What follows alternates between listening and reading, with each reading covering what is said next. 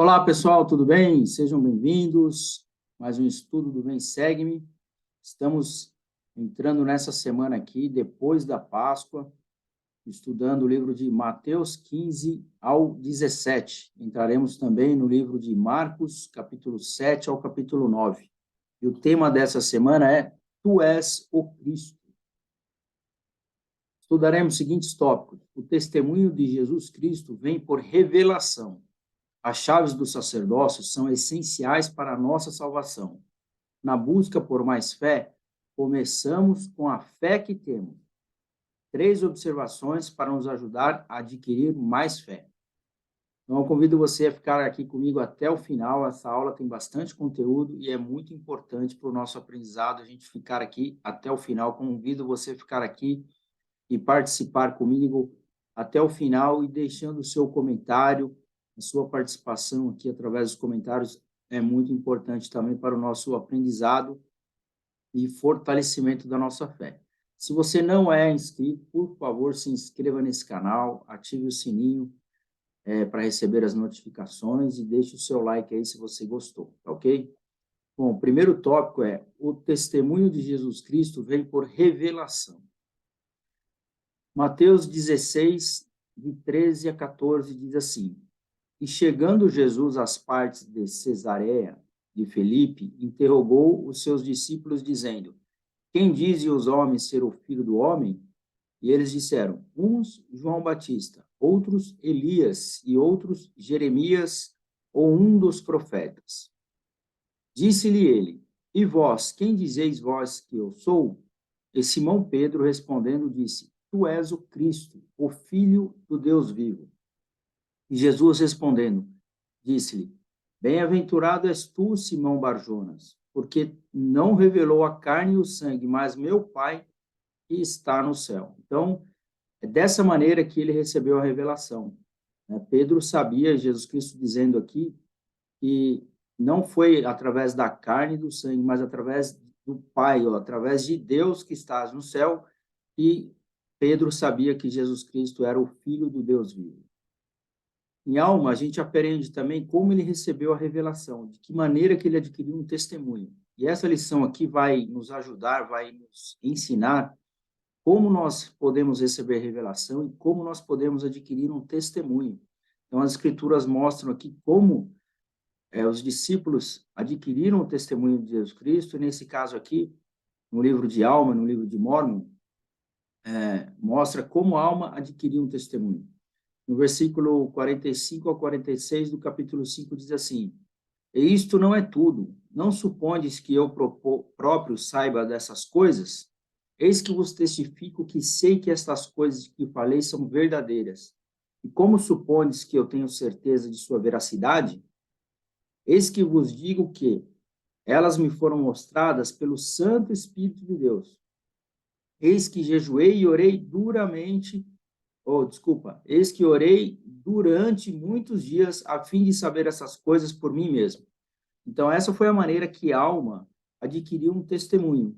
Ele diz que as coisas que ele precisava saber foram mostradas para ele através do Santo Espírito de Deus e que ele jejuou e orou durante muitos dias a fim de saber por ele mesmo se aquelas coisas eram verdadeiras. E aí ele continua dizendo: E agora sei por mim mesmo que são verdadeiras, porque o Senhor Deus revelou por seu Santo Espírito. E esse é o Espírito de revelação que está em mim. Então, se você quer receber uma revelação para a sua vida, saber se todas as coisas que são ensinadas aqui, por exemplo, através das Escrituras, todos os ensinamentos de Jesus Cristo, se tudo isso foi verdade, nós acabamos de estudar aí o significado da Páscoa, né, a respeito da ressurreição de Jesus Cristo. Se você quer receber uma revelação para a sua vida, se você ainda não sabe se todas essas coisas são verdades, eu convido você a fazer exatamente como fez aqui Alma e como fez Pedro. Eles receberam uma revelação direto de Deus. De que maneira que você recebe essa revelação? Através do Espírito Santo. E ele ensina aqui também que não somente através do Espírito Santo, mas a revelação ela vem, o testemunho, através de muita oração e de muito jejum. Então, foi dessa maneira que eles adquiriram, e é assim que nós podemos adquirir o nosso testemunho, a nossa revelação. Nós vamos aprender mais sobre isso. Doutrina e Convênios fala sobre revelação e de que maneira que a gente pode adquirir esse testemunho. No versículo 2 a 3 do capítulo 8, diz: Sim, eis que eu te falarei em tua mente e em teu coração, pelo Espírito Santo que virá sobre ti e que habitará em teu coração. Então, olha só, quando nós sentimos o Espírito Santo falando para nós, em nossa mente, em nosso coração, nós vamos estar tendo o início de uma revelação e de um testemunho. Porque quando você sente que o Espírito está falando para a sua mente e para o seu coração, aí você sabe que é a vontade de Deus. E ele continua: ora, eis que este é o Espírito de revelação. Eis que este é o Espírito pela qual Moisés conduziu os filhos de Israel através do Mar Vermelho em terra seca. Então, assim, se você quer conduzir a sua família aqui nessa terra, através de um espírito de revelação, fazendo todas as coisas conforme a vontade de Deus, às vezes você precisa decidir mudar de país, mudar de residência, mudar de escola, mudar de trabalho, mudar de religião, seja qual for a decisão importante que você deve tomar na sua vida, você pode receber essa revelação para a sua vida, para você conduzir a sua vida e a vida da sua família. Porque você vai sentir, quando o Espírito falar sua mente, o seu coração, você vai sentir paz e tranquilidade, e esse é o Espírito de revelação. É dessa maneira com que Deus fala conosco, através do Espírito Santo, que toca a nossa mente, através das ponderações, através da meditação, e você vai ponderando sobre aquilo que você está estudando e necessita aprender ou ser revelado, e quando você sentir no seu coração que aquilo é verdade, ou aquilo que você decidiu, o Senhor vai transferir paz e tranquilidade através do Espírito Santo, esse é o Espírito de revelação. Ele continua no capítulo 9, versículo de 7 a 9. Eis que não compreendeste, supuseste que eu concederia a ti, quando nada fizeste a não ser pedir-me. Mas eis que eu te digo que deves estudá-lo bem em tua mente. Depois me deves perguntar se está certo. E se estiver certo, farei arder dentro de ti o teu peito. Portanto, sentirás que está certo. Então, olha só, o que a gente aprende? Que a gente deve estudar bem aquela decisão que nós estamos querendo tomar na nossa vida para receber aquela revelação de determinado assunto, nós devemos estudar bem em nossa mente. E depois que nós estudarmos bem sobre o assunto, nós devemos perguntar se aquela decisão que nós tomamos, ela está certa. E se aquela decisão que a gente tomou estiver certa, você vai sentir no seu peito que está certo. E ele fala assim: mas se não estiver certo, não terás tais sentimentos. Terás, porém, um estupor de pensamento que te fará esquecer o que estiver errado. Então, se você está indo por um caminho errado, você sabe que não é a vontade de Deus, você vai sentir o quê? Em vez de você sentir uma paz e tranquilidade no seu coração, no seu peito, você vai ter um estupor de pensamento. Né? Você vai começar a ficar inquieto com muitos pensamentos e você vai sentir que essa não é a vontade de Deus. Ele fala: portanto, não podes escrever aquilo que é sagrado, a não ser que te seja concedido por mim. 1 Reis 19, de 11 a 12, a gente também aprende de como que nós recebemos essa revelação. Ele diz assim: e ele lhe disse: saí para fora e põe-te neste monte perante a face do Senhor.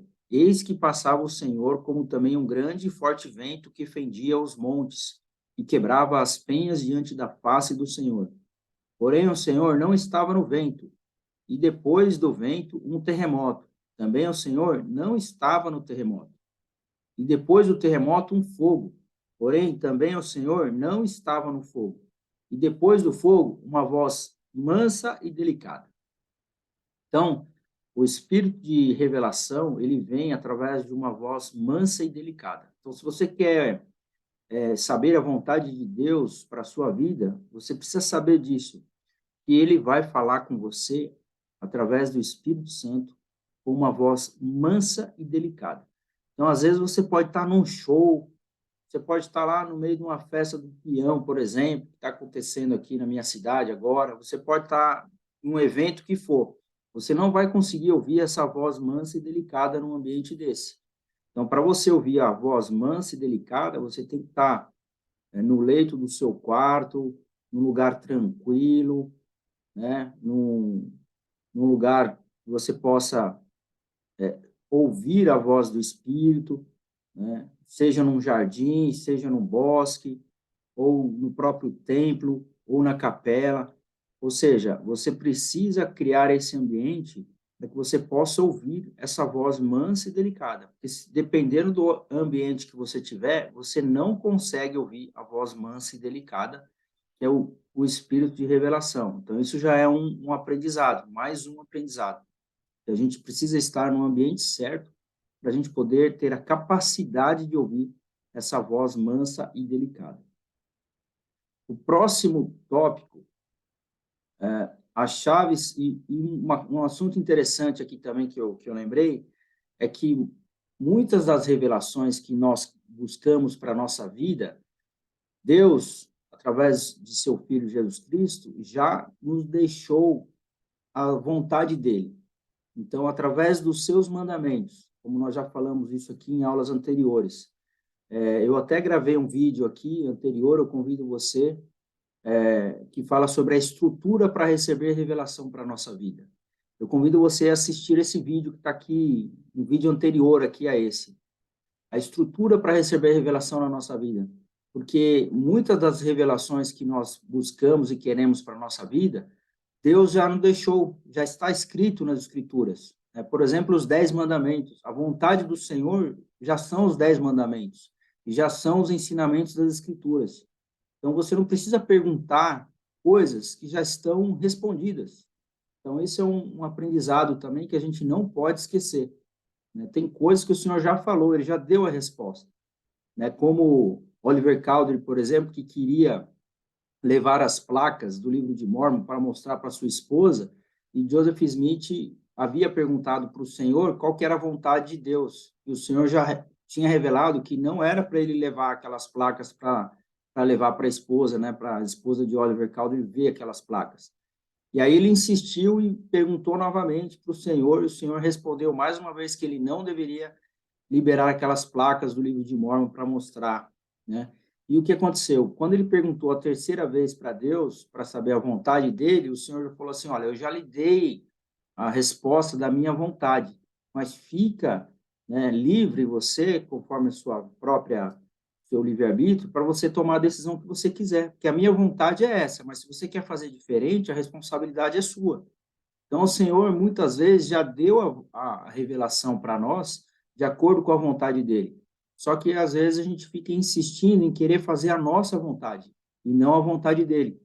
E lembrar que, muitas vezes, o Senhor já revelou a vontade dele para nós, né? Através dos mandamentos, através das escrituras. A gente só precisa saber e estudar aquilo que já está escrito. E já sabemos qual é a vontade de Deus. E é só seguir por esse caminho.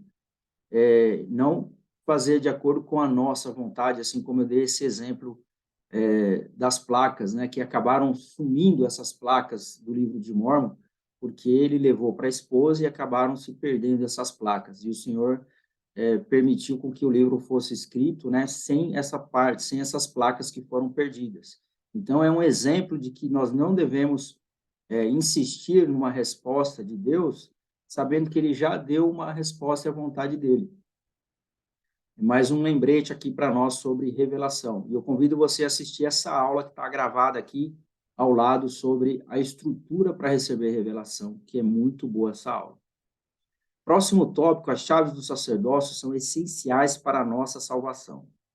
Aqui na imagem à direita, nós temos aqui ilustrado, né, as chaves na mão do apóstolo Pedro, né? O apóstolo Pedro que recebeu aí as chaves de Jesus Cristo, né, das mãos de Jesus Cristo, para poder continuar realizando o trabalho que Jesus Cristo iniciou aqui, que é o plano de salvação aqui na Terra. Ele deu as chaves para que Pedro pudesse continuar a sua obra. Então, essa imagem representa as chaves do sacerdócio, que são essenciais para a nossa salvação, que é dada aí aquele que tem autoridade para continuar realizando o trabalho de Deus aqui na terra. Então, essa é a imagem aí do apóstolo Pedro. Em Mateus 16 a 19, diz assim: eu te darei as chaves do reino dos céus, e tudo o que ligares na terra será ligado nos céus, e tudo o que desligares na terra será desligado nos céus. Então, essas chaves, elas representam as chaves do reino dos céus, para que tudo aquilo que nós ligarmos aqui na terra será ligado no céu, e tudo que for desligado na terra será desligado nos céus. Nós vamos aprender mais sobre isso. Doutrina e Convênio 128:11. Agora, o grande e importante segredo deste assunto, e o sumum bonum de toda a questão que se nos apresenta, consiste em obterem-se os poderes do santo sacerdócio. Aquele a quem forem dadas essas chaves não terá dificuldade em obter um conhecimento dos fatos relativos à salvação dos filhos dos homens, tanto os mortos como os vivos. Então, ou seja, para aquele que for dado essas chaves, que são as chaves do reino dos céus, ele não terá dificuldade para obter o conhecimento de todas as coisas que precisam ser feitas relativas à salvação dos filhos dos homens. Salvação de quem? Tanto daquelas pessoas que estão vivas aqui na terra, quanto daquelas pessoas que já faleceram. Nós sabemos que muitas pessoas que faleceram não tiveram a oportunidade de conhecer a respeito do Evangelho de Jesus Cristo, ou de ter acesso às Escrituras, ou ao plano de salvação. Mas essas pessoas, inclusive os mortos, aqueles que já se foram, eles terão a oportunidade de conhecer a respeito do plano de salvação no mundo espiritual. Então, essas ordenanças que são realizadas no templo, elas só são realizadas através da autoridade do sacerdócio. E é por isso que essas chaves, elas são tão importantes, porque elas são as chaves do reino de Deus. E através dessas chaves, como diz a Escritura, tudo aquilo que nós ligarmos aqui na terra será ligado aos céus. Então, todas as ordenanças que nós fizermos aqui na terra pelos nossos antepassados, por aqueles que já se foram, os mortos, como diz a Escritura, né, tanto os mortos quanto os vivos, elas serão aceitas no mundo espiritual se forem realizadas essas ordenanças através de quem possua as chaves e autoridade para poder realizar esse trabalho de salvação. Aí a gente aprende aqui em Joseph Smith História, capítulo 1, versículo 72, como funciona isso, né? Como funciona essas chaves. Fala assim: o mensageiro que nos visitou, isso aqui é um relato da história de Joseph Smith. Ele fala assim: o mensageiro que nos visitou nessa ocasião e conferiu-nos esse sacerdócio, disse que seu nome era João. Então, olha só, apareceu um mensageiro, a Joseph Smith e Oliver Cowdery, aí nessa imagem que nós estamos vendo aqui ao lado direito, ele se apresentou dizendo que o seu nome era João. E ele fala assim: o mesmo que é chamado João Batista no Novo Testamento, e que agia sob direção de Pedro, Tiago e João, que possuíam as chaves do sacerdócio de Melquisedeque, sacerdócio esse que declarou ele, nos seria conferido no devido tempo, e que eu seria o primeiro elder da igreja, e ele, Oliver Cowdery, o segundo, no dia 15 de maio de 1829. Fomos ordenados pela mão desse mensageiro e batizados. Então, essa parte aqui ela é muito importante. Se você tem alguma dúvida sobre essa mensagem, eu convido você a orar e perguntar a Deus. Convido você a orar e jejuar sobre essa informação que é contida no livro de Mormon, no Joseph Smith História, falando sobre o que aconteceu com Joseph Smith e Oliver Cowdery. Então, ele recebeu uma visita de João, que era o João Batista, e que impôs a mão sobre a cabeça deles e conferiu, através da imposição das mãos, as chaves do sacerdócio de Melquisedeque. Né? Sacerdócio esse que ele declarou que foi conferido a Pedro, Tiago e João, sob a direção de Pedro, Tiago e João, que eles possuíam a chave do sacerdócio. Lembra lá, logo no início, quando eu mostrei a imagem de Pedro com as chaves na mão? Então, sob a direção de Pedro, Tiago e João, João Batista, ele foi lá e conferiu essas chaves através da imposição das mãos a Joseph Smith e a Oliver Cowdery. Através dessas chaves, dessa restauração do sacerdócio, a Igreja de Jesus Cristo foi reorganizada novamente aqui na Terra.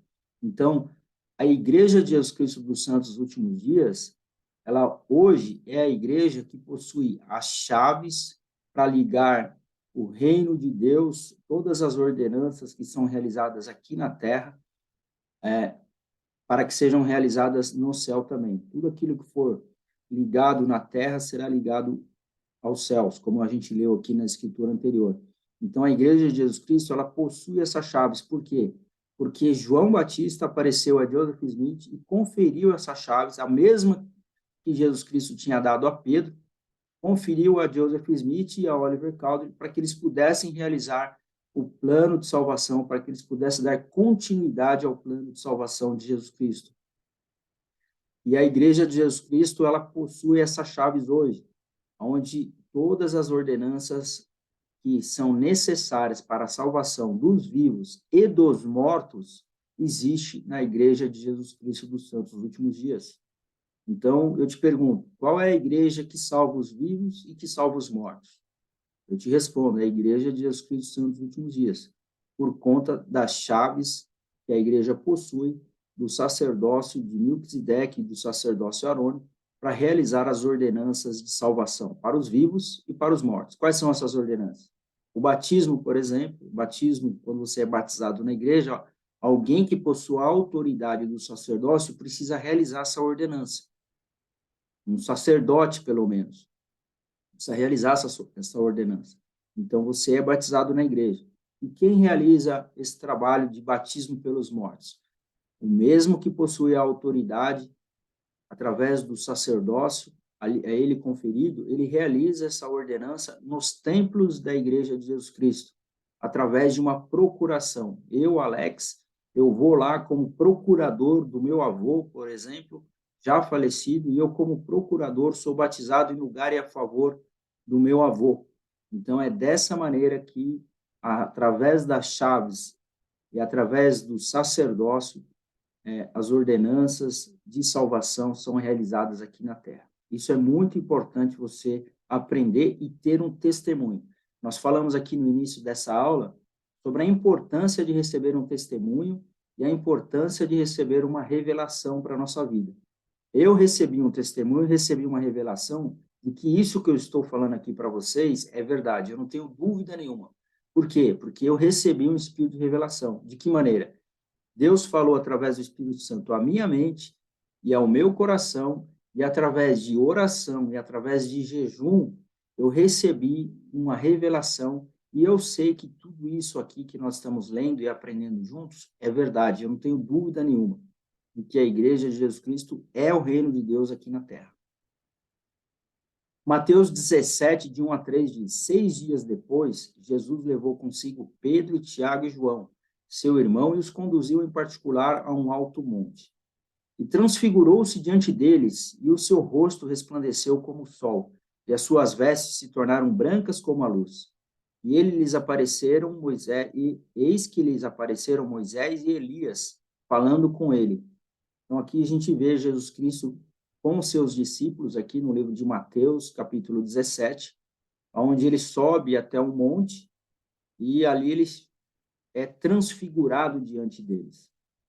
E Pedro, tomando a palavra, disse a Jesus: Senhor, bom é estarmos aqui, se queres, façamos aqui 3 tabernáculos, um para ti, um para Moisés e um para Elias. E estando ele ainda a falar, eis que uma nuvem luminosa os cobriu. Então, eles estavam conversando ali no alto daquele monte, e aí, enquanto Pedro estava falando, uma nuvem luminosa os cobriu. E eis que uma voz da nuvem disse: Este é o meu filho, esse é meu amado filho, em quem me comprazo, escutai-o. Olha só, essa frase é muito interessante, né? Porque foi a mesma frase que foi utilizada quando Deus e Jesus Cristo apareceram a Joseph Smith e disse para que ele pudesse ouvir aquilo que Jesus Cristo tinha a dizer sobre a restauração da igreja, sobre a restauração da igreja de Jesus Cristo aqui na Terra. quando Deus falou para Joseph Smith através desta visão. É uma visão similar a essa que nós estamos vendo aqui à direita, quando ele estava falando através de uma nuvem, né, que eis que uma voz da nuvem disse: este é meu amado filho, em quem me comprazo. Escutai-o, né, ou ouve-o. E dessa mesma maneira que apareceu ali no monte para os discípulos, enquanto Jesus Cristo estava ali com Pedro, né, aconteceu com Joseph Smith também. E os discípulos, ouvindo isso, caíram sobre o seu rosto e tiveram grande medo, né? E Jesus, aproximando-se, tocou e disse: levantai-vos e não tenhais medo, porque eles ficaram com medo porque eles ouviram a voz de Deus falando com eles, a voz de Deus que vinha através de uma nuvem. Se eu falar para você, fechar os olhos agora, fechar os seus olhos, e você somente ouvir a minha voz, você vai saber que eu estou aqui, porque eu estou falando, você está ouvindo o que eu estou falando. E foi exatamente isso que aconteceu com Pedro. Eles não viram, mas eles ouviram aquela voz que saíam da nuvem. Através daquela visão, daquela nuvem, eles ouviram uma voz e sabiam que era a voz de Deus. E erguendo eles os olhos, a ninguém viram, senão unicamente a Jesus. E descendo eles do monte, Jesus lhes ordenou, dizendo: a ninguém conteis a visão, até que o Filho do Homem seja ressuscitado dos mortos. Então, Jesus Cristo falou que não era para eles contar para ninguém aquela visão que eles tinham visto, né, aquela nuvem, da onde eles ouviram aquela voz, que era a voz de Deus, para que eles não contassem essa visão até que Jesus Cristo houvesse ressuscitado. Bom, as chaves do sacerdócio são essenciais para a nossa salvação. Então, essas foram as lições que nós aprendemos, que para nós sermos salvos, nós precisamos das chaves do sacerdócio aqui na terra. Para que servem essas chaves do sacerdócio? O sacerdócio é a autoridade de Deus dada ao homem para realizar as ordenanças de salvação aqui na terra. Como eu disse, para você batizar, você precisa ter a autoridade do sacerdócio, você precisa ser pelo menos um sacerdote. Para você realizar casamento, a ordenança de casamento, ou ordenança de selamento, ou batismo pelos mortos, todas as ordenanças de salvação, elas são necessárias serem realizadas através de quem possua a autoridade do sacerdócio. E essa autoridade ela é dada, e ela foi dada a Joseph Smith e Oliver Cowdery, que foi passando através da imposição de mãos para todos aqueles homens dignos, membros da Igreja de Jesus Cristo dos Santos dos Últimos Dias. Então, essas chaves do sacerdócio, elas são realmente essenciais para a nossa salvação. Porque sem as chaves, a gente não pode realizar ordenanças, porque nós não seríamos portadores do sacerdócio. Aqui à direita, nós temos a imagem da primeira presidência, o profeta e os seus dois conselheiros, juntamente com os apóstolos e a igreja de Jesus Cristo. Todos eles são profetas. Assim como existia a igreja de Jesus Cristo na época de Jesus Cristo, com seus discípulos, com seus apóstolos, Jesus Cristo ele conferiu as chaves do sacerdócio para que o seu trabalho continuasse. Não faz sentido, depois da morte de Jesus Cristo, depois da morte dos seus discípulos, dos apóstolos, a igreja terminasse, né? A igreja com o plano de salvação e toda a obra de Deus que precisa ser realizada aqui na Terra tivesse um fim. Então, não tem um fim. Na verdade, ela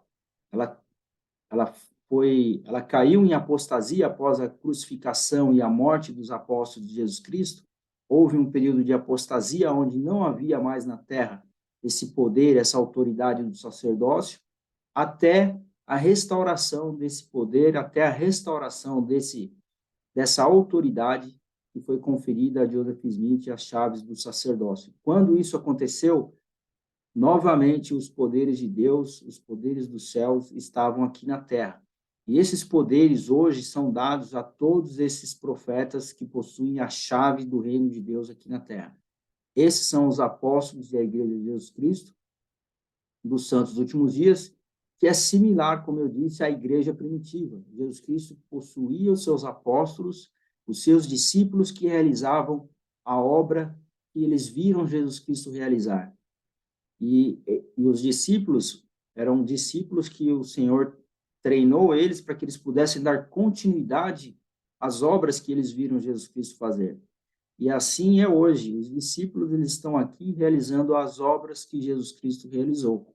Então, eu presto meu testemunho a vocês de que esses são os 12 apóstolos, esses são na verdade, são 15 aqui, entre os apóstolos e a primeira presidência, todos eles são profetas, videntes e reveladores para o mundo atual, né? Não faz sentido nós vivemos no mundo hoje sem um profeta, porque sempre houve profeta em todas as dispensações, desde Abraão, Moisés, desde Noé, Adão, todos eles foram profetas que conversaram com Deus para revelar a vontade de Deus ao seu povo aqui na terra, aos seus filhos aqui na terra.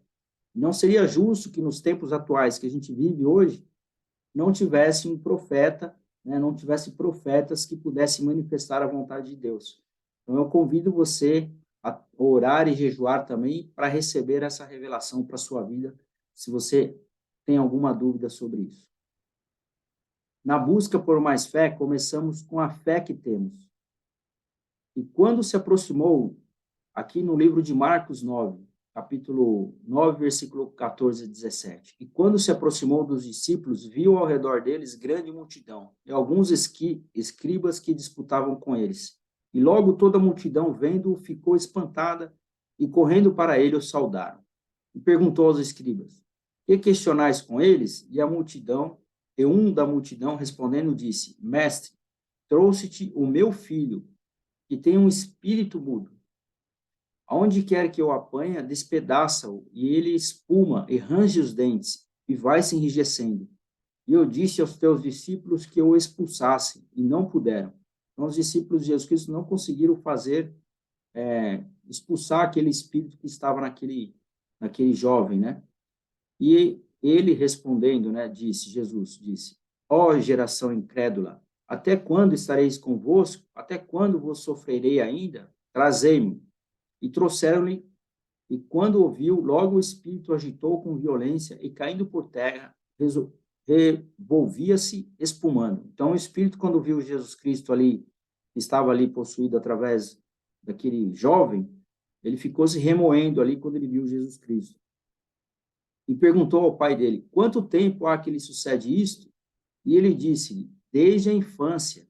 Então, ou seja, desde da sua infância, esse jovem ele já tinha esse problema com esse espírito que estava ali possuindo o corpo dele e fazendo com que ele ficasse ali tendo problemas físicos.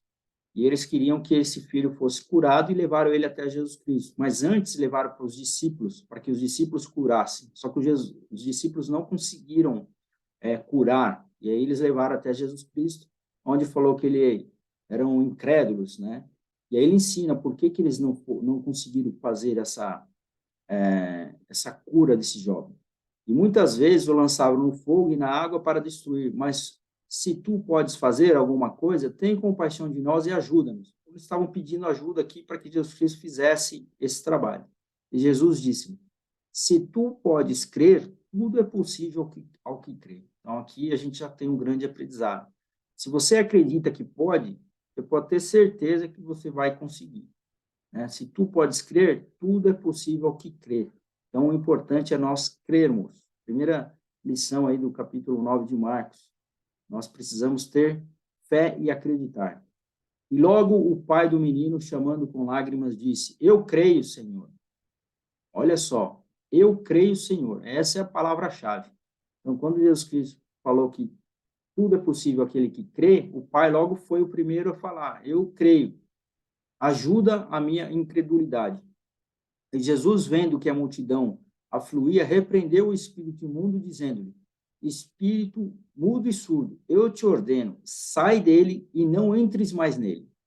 E ele, clamando e agitando com violência, saiu e ficou o menino como morto, de tal maneira que muitos diziam que estava morto. Então Jesus Cristo foi lá, expulsou aquele espírito, e o menino caiu, parecia que estava morto.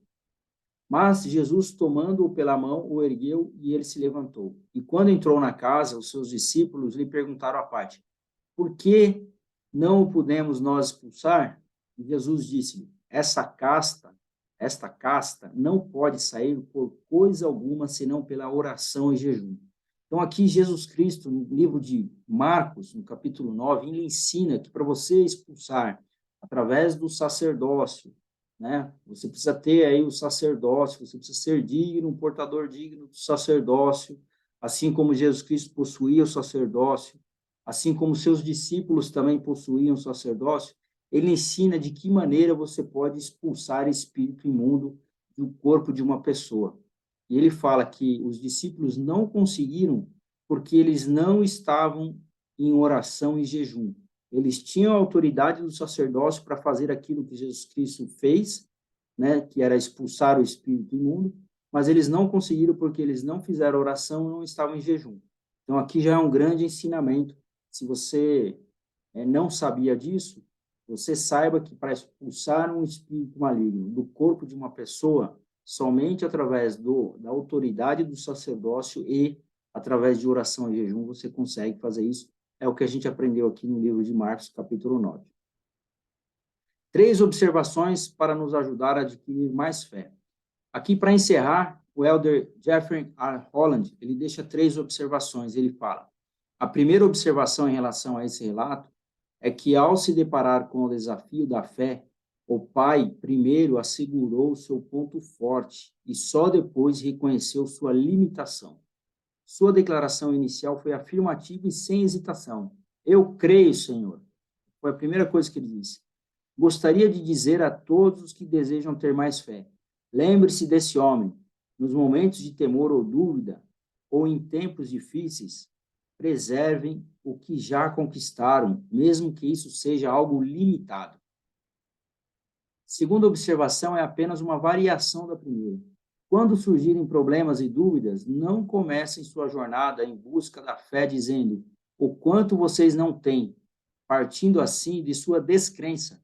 Não estou pedindo que vocês finjam ter uma fé que não possuem. O que eu estou pedindo é que sejam fiéis à fé que vocês já têm.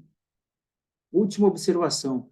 Quando surgir uma dúvida ou dificuldade, não tenham medo de pedir ajuda. Se a desejarmos de modo tão humilde e sincero como fez aquele pai, podemos recebê-la. É um grande exemplo aqui que aquele pai deixou para cada um de nós, que é nós acreditar, né, que é através da crença, através da nossa fé em Jesus Cristo, nós podemos conseguir tudo aquilo que nós desejarmos. Não vamos desistir. Mesmo se você tiver alguma dúvida ou dificuldade e precisar de mais fé, o que a gente aprende aqui com o Elder Holland é: vai com a fé que você tem. Se você tem pouca fé, se sua fé é limitada, vai com essa mesmo. Né? Depois a sua fé vai aumentando, mas não deixa de seguir em frente e acreditar. Muito obrigado a todos. A próxima aula vai ser Mateus 18 e Lucas 10. Estudaremos os tópicos: precisamos perdoar aos outros se quisermos receber o perdão do Senhor. Para obter a vida eterna, devemos amar a Deus e amar o nosso próximo. Escolhemos a boa parte, tomando decisões cotidianas que conduzem à vida eterna.